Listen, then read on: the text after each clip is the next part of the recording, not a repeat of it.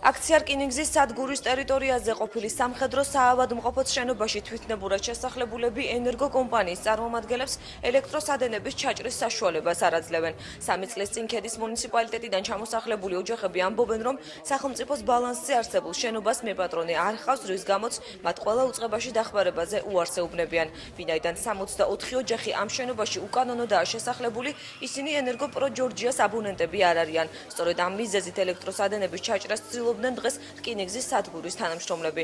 შესახლებულები ითხოვენ, რომ თუ კი ელექტროენერგიას საკოლმეურნეო ბაზრიდან ან ისევ რკინიგზის სადგურიდან მიაწოდებენ და საერთო მრიცხველს დაუდგამენ, შუქის საფასურს გადაიხდიან.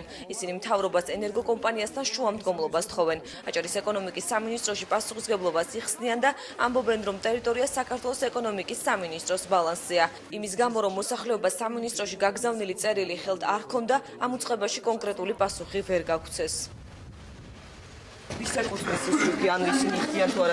არაფერი თანხას არ იხდიან, რაც არის ის ხაზი უკანონო დაერთებული. ესებას გეტყვით ასე. ეს ვერაფერს ვერ გეტყვით. თუ დასაჭერი ვართ, დაგვიჭირონ ყველა ერთად. წინააღმდეგ შემთხვევაში არ მივცემთ იმის უფლებას, რომ შუქი გაგვითიშონ.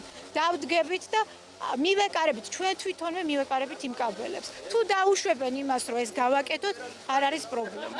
არ მიუშვებთ არავის კაბელებთან ახლოს. სანამ გადაწყდება ჩვენი ყოფნა არ ყოფნა თუ დაკანონება თუ არ დაკანონება ჩაგვირთონ დროებით შუქი ჩვენ მზად ვართ რომ გადავიხადოთ საფასური. მეტი არაფერი. მთავრობა წერილის ვერ იძლევა იმისას, რომ პროელექტრო ჯორჯიაში მივიტანო, მე ელექტროკომპანიის ხალხს არ ვადანაშაულებ. იმ კაცმა მითხრა, არ დამიჭირონ ორი ხაზი დააწერინე ბატონ დავით ბალაძეს. დროებით მიეცით შუქი, სანამ მიწის მეპატრონე გამოჩნდება.